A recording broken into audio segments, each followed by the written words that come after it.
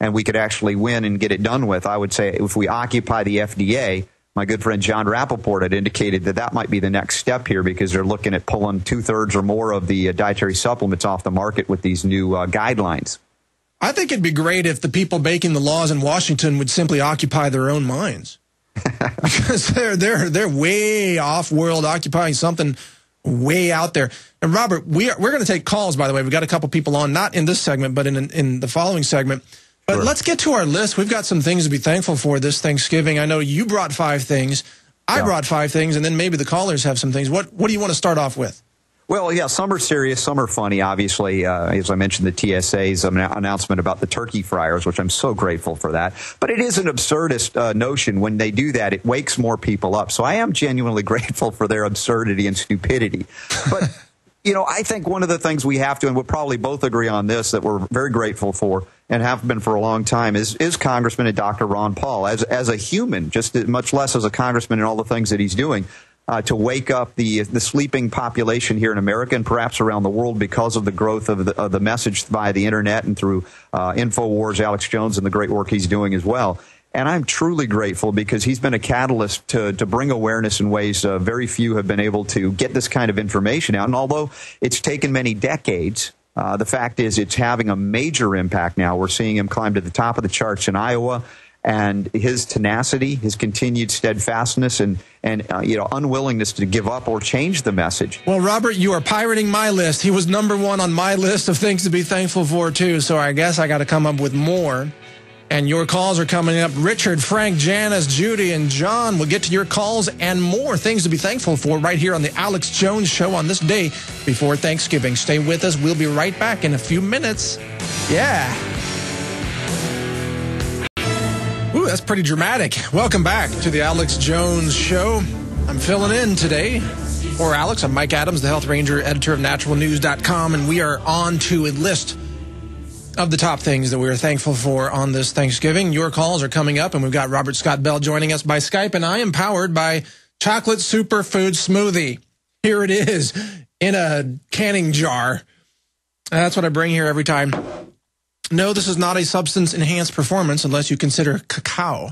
That's cocoa. For those of you, it's cacao from South America. That is the only substance that I take before I do my shows here. Just good nutrition, good alkaloids in there, helps protect brain function and neurological function, and just makes you feel good about being alive. What do you say, Robert? You happy to be alive today? Oh, yeah, I'm grateful. Absolutely. I was buzzing on cacao the other day when I was interviewing the Governor Jesse Ventura on the air. That was a hoot. Yeah, that was a great interview. He really unloaded and just did not censor himself at all. He had a story about Fox News and all kinds of stuff. He had a blast. He really enjoyed it. I think, that leads me to my second level of gratitude. And not that we're going to say one's more than another, but the second one here for me is the new media. And that it includes you, Mike. It includes Alex Jones, Natural News, etc. And all of the people out there that have become the media through social networks, through blog sites, through everything.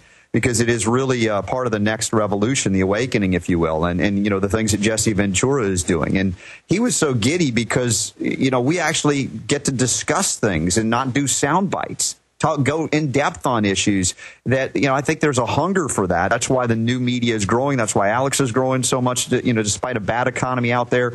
The thing is the hunger for this information. And, there are a few people out there like yourself and Alex that are providing it. And we're doing our level best to get this information out there. So I'm very grateful that we're all doing this. And that includes all the people that think they're just listeners. They're more than that. They're taking this information. They're doing things with it that are extraordinary. They are, absolutely. The new media is going to be the future media because the old media is the dead media. They're irrelevant. When people wake up, as they are doing now, they realize that the old media is just lying to them or distracting them or refusing to report the stories that they should be hearing about, like all the heavy metals in your copper pipes, in your lead pipes, in your food, in your children's toys, for example. Yeah. Where's the reporting on that story? You won't see that in the mainstream media typically. You'll only get it in places like this. Yeah, and much less the willingness to discuss natural options that are not approved of by the government. That we would ever think that the government would have, the ability to arbitrate and make a decision about what we put into our bodies or how we take things out of our bodies.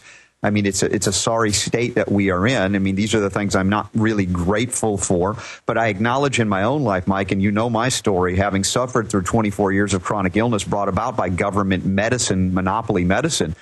If I had not suffered the way I did, I would not know a fraction of the things I know today to be able to communicate regularly through and being a part of the new media. So suffering is not all bad. I don't wish it upon anybody, but at the same time, I learned a great deal because of the suffering I went through. Yeah, me too. I used to be borderline obese, diabetic, chronic pain, extremely difficult mental state. I went through a lot. And, yeah, I got healed just like you got healed. And yeah. I'm thankful for that as well. Let me get to the second one on my list. Sure. This is an unusual choice, perhaps, and people might not be expecting this. And I do want to take your calls later on here shortly. But I want to thank my wife. I want to thank my wife and all the wives out there who... your wife, Robert, and Alex's wife, and Jesse Ventura's wife, and all the wives out there who understand the importance of what we do and support us in our efforts to be on the front lines and to tell the truth, sometimes even at risk to our own safety. Yeah. Because we cannot do what we do without the support of the women in our households and the women in our communities. And I want to give a big shout out to all the women out there who are also patriots, who also support freedom, who support your husband's fights for freedom and for the future generations of America. Yeah, I will obviously second that, or else I'll be in big trouble for my... I set you up for that, Robert. No, but honestly, it is that. They realize what we're doing, and they stand behind us and give us strength and sustenance in so many ways, and I'll bless them, love them dearly. And even, Carol Paul, who I met, Ron Paul's wife of, 50 years or so now, amazing woman standing beside her husband. And, literally he's putting his life at risk by doing what he is doing, the more he gains traction. Yes, a debt of gratitude that we owe to those women. And, if I add something along that vein, I think one of the things more recently that I'm very grateful for are the Raw Milk Freedom Riders. These are also in the mom, wife. Great moms. Yeah. These moms. Hey, we're getting ready to go to break, Robert. Sorry to cut you off. But we will be right back in a few minutes with more things to be thankful for, including taking your calls. I promise we'll get it working after this break. Stay with us right here on The Alex Jones Show. This is Mike Adams, and we'll be right back. We're on the march. Yeah. Welcome back. We don't want no shackles on us either. Thank you for being part of the InfoWar effort to restore our freedom and liberty in America. Thank you for being a listener and a supporter of Infowars.com and the Alex Jones Show and all the great heroes and patriots out there who quite literally sacrifice their time with families often, to bring you this information. And thank you all of you out there for playing your part and sharing the information and doing the tweets and doing the Facebook posts and linking to the stories on InfoWars and donating money during the recent money bomb and everything that you do to keep this operation running and just kicking it out there. We are hitting it hard because it is no time to rest. Tyranny is upon us. Freedom is within our reach, but only if we stand up right now and do what is necessary to protect it and restore it. And we are joined right now by Robert Scott Bell. We've also got callers waiting on the line. And Robert, would you be okay? How about we take a call right now? Sure, yeah, absolutely. We love it. All right, let's go to Richard in Washington. Richard, you're on the air with Mike Adams and Robert Scott Bell. How you doing? Real good. Great show. You guys kind of touched on the thing. I find it highly ironic that an MD, an allopathic practitioner, who both doctors and dentists plug the body full of toxicity, is worried about the environmental sources of this toxicity. I find that really totally ironic. But the point I majorly wanted to make was, and Robert can touch on this also, the energetic aspect is, if you study our anthropology, when we were hunter-gatherers, we didn't cook our proteins and fats above body temperature. We may have put them over an open fire or whatever, but essentially our proteins and fats were in a raw form. And each of us has a choice, putting cooked proteins and fats into our system is what causes our health situation. You can study the Kellogg report or the works of Price or Pottinger. Yeah, but you're not saying to eat raw meat, though, are you? Or yes, I am. You are? Wow. No organism in the world cooks their food other than the humans, and which is the sickest species on the world. Yeah, I've heard talk. A lot of people talking about that, and I appreciate your comments. And it is first you mentioned about the doctor we had on earlier. Yeah, it's interesting, but we got to give credit to those MDs who do veer off the path of just poisoning people and who start to look at the causes of disease and work on preventing it. And that doctor, Dr. Lonky, is willing to put his book out there, Invisible Killers, a book that is not going to be well liked by the cancer industry. But a good point on that. Now, tell us more about the raw meat thing. So you don't think we should cook our turkeys like firebombs in vats of oil? Is that what you're saying? No. What everybody's worried about is bacteria, molds, and funguses. But if you actually are in the parasympathetic state and you secrete hydrochloric acid, that's nothing more than food. It's only because we eat so many carbohydrates and have destroyed the parasympathetic state and our secretion of hydrochloric acid that we are no longer able to digest the raw proteins and fats and utilize those for foods. There's a whole modern perspective that is challenging our system, and instead of addressing what we should be doing naturally in our eating habits, we essentially deal with the unnatural situation we've developed and claim that's the problem. All you have to do is look at the physiology and find out that we're being miseducated. Very good points, Richard. Robert, what's your take on that? I mean, personally, I'm not going to eat raw meat, but I do eat mostly, really, 50% raw diet, let's say, but it's plants, not meats. What's your take on it, Robert? It is fascinating, and the caller does bring up a good point, and that is that we have such gastrointestinal insufficiencies, inflammation, dysfunction, enzymatic insufficiencies that, if a person were to go on a raw diet, as he describes, they would end up very ill because they have no way to interact with the microbial world appropriately. And we have become, over the last few centuries, a species afraid of the germ, so to speak, the microbe. Louis Pasteur, pasteurization, we cover and talk about that extensively. And we've got a ways to go back to where we have the strength, or what I call the sthenic condition, as we talk as a homeopath here, to be able to withstand and interact with the microbial world without, it's like the Superman concept of being able to walk through walls of microbes and basically be untouched by it because we are so strong and healthy.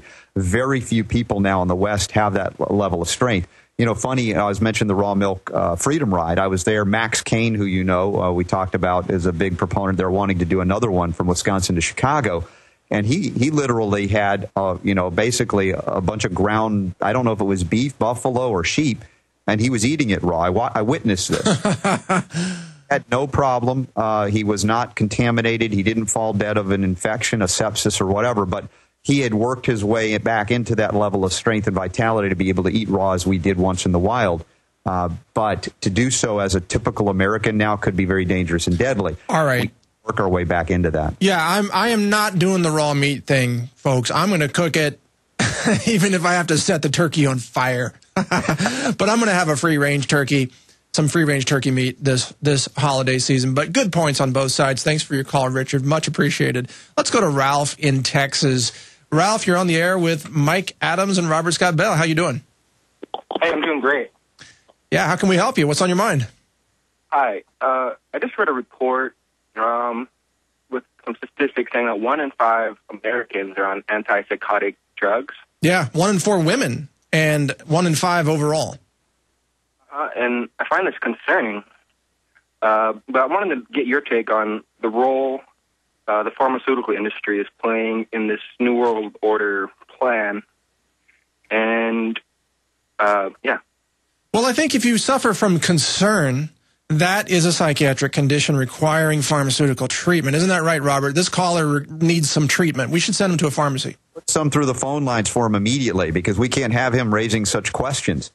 I mean, in fact, the answer to the question is it's essential. Without the pharmaceutical industrial complex, the New World Order is not possible, because their ability to dampen the consciousness, weaken the will, is essential for the takeover, for the people to be sheeple, as many of the Americans have become, and old people around the world. In Europe, but we've seen it recently as well, with the attack on supplements and other things, now that water can't hydrate you in Europe. as a species if this is the case. Oh, yeah, I forgot to even cover the Waters story. What about the woman who had her buttocks injected with Fix-A-Flat tire inflator? That's a good one, too. But more to your point, caller, look, don't forget that the psychiatric industry has defined another disease as